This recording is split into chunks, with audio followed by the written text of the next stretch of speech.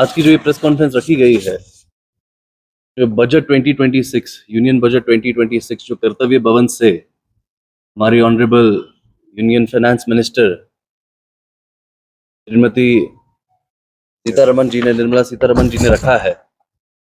इस बजट को basically emphasise किया गया है युवा शक्ति ड्रिवन बजट, जिसमें कश्मीर सेंट्रिक बात करें तो कश्मीर को 43,290 करोड़ जो मिला है, इस साल मिला है, जो कि एक हाइक है 2000 करोड़ का फ्रॉम लास्ट ईयर।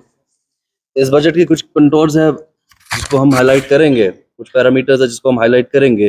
जैसे एम्प्लॉयमेंट की बात की गई है इस बजट में, तो बजट में एक पुश मिला है एमएसएमई को, that is for 12,000 crore. Infrastructure boom जो है ऑफ लोकल जॉब्स होगा, इससे एक होलिस्टिक अप्रोच जो है एग्रीकल्चर डेवलपमेंट में भी आया है, जो जनरेट करेगा 2.87 लाख अपॉर्चुनिटीज ऑफ जॉब्स। जो नए इंडस्ट्रियल यूनिट है, 2200 नए इंडस्ट्रियल यूनिट्स को जो है एस्टैब्लिशमेंट उनकी होगी, जिससे 74,000 यूथ जो है उनके लिए जॉब के एवेन्यूज खुल जाएंगे। टूरिज्म की बात करें तो प्लेसेस लाइक सोनमर्ग और Gulmarg they will see a new high, क्योंकि इको फ्रेंडली ट्रेन जो है वो इंट्रोड्यूस हो रही है इस बजट में।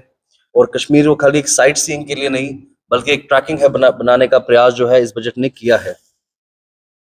उसके बाद हमने देखा कि 180 करोड़ जो है, 180 करोड़, लाइट थोड़ी कम करना प्लीज, वो बिल्कुल आंख में आ रही है। 180 करोड़ जो है वो श्री अमरनाथ यात्रा जी को जो है दिया गया है, और उससे भी जो हम देखेंगे इंफ्रास्ट्रक्चर, जो उनका इंफ्रास्ट्रक्चर एडिशनली इम्प्रूव करने के लिए दिया गया है, उसमें भी एक हाइक आएगा। एग्रीकल्चर की बात करें तो 11% जो है फोकस किया है हाई यील्ड क्रॉप्स पे, इम्प्रूव किया फार्मर्स इनकम। और जो वॉलेटिली होती है, जैसे कि कोई भी क्लाइमेट की वजह से जो हमारा फ्रूट खराब होता है, तो उसमें उनके लिए इंश्योरेंस जैसी स्कीम्स को, इंश्योरेंस जैसे पैकेजेस को इस बजट में इंक्लूड किया गया है। हमने देखा कि सोलराइजेशन किया गया है, कोल्ड स्टोरेज को अपग्रेड करने के लिए 27% नेशनल हाइक मिला है। 27% जो बजट का हाइक है जो पहले था, इस बजट में 27% ज्यादा हाइक मिला गया है, जिससे हमारे सैफरॉन ग्रोवर्स, एप्पल ग्रोवर्स जो है वो लाभ उठाएंगे, और कोल्ड स्टोरेज जैसी जो इंफ्रास्ट्रक्चर है वो और भी बढ़ेगी और उनको जो एक्सपैंड किया जाएगा।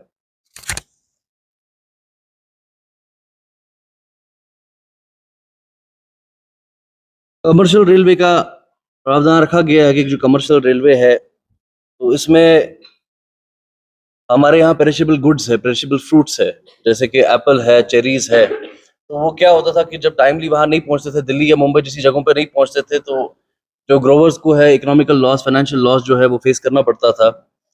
अब जो पेरिशेबल गुड्स की ट्रेन है, उसके लिए भी जो एलोकेशन है वो 1084 करोड़ का, एक 1086 करोड़ का रेल इंफ्रास्ट्रक्चर एलोकेशन जो है जम्मू कश्मीर को मिला है, ताकि जो भी हमारे पेरिशेबल आइटम्स है लाइक चेरीज एंड एप्पल्स, वो 24 घंटे के अंदर मुंबई और दिल्ली पहुंचे, और जो लॉजिस्टिक कॉस्ट है वो सिग्निफिकेंटली रिड्यूस हो।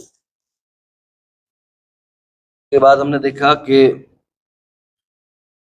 जो ब्रिजेस, हमारा इंफ्रास्ट्रक्चर को गेन करने के लिए जडमोर टनल, उसको 6,528 करोड़ का जो है ग्रांट मिला है जडमोर टनल को कंप्लीट करने के लिए, ताकि जो भारत है और कश्मीर जो है कनेक्टेड रहे, और कश्मीर जो है भारत से इजी एक्सेसिबिलिटी और इजी कनेक्टिविटी जो है क्रिएट कर सके हम।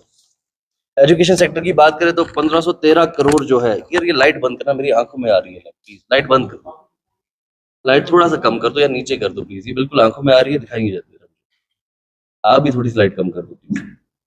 जो एजुकेशन सेक्टर है जम्मू कश्मीर का, उसमें 1513 करोड़ दिया गया है 2000 स्कूल्स को अपग्रेड करने के लिए।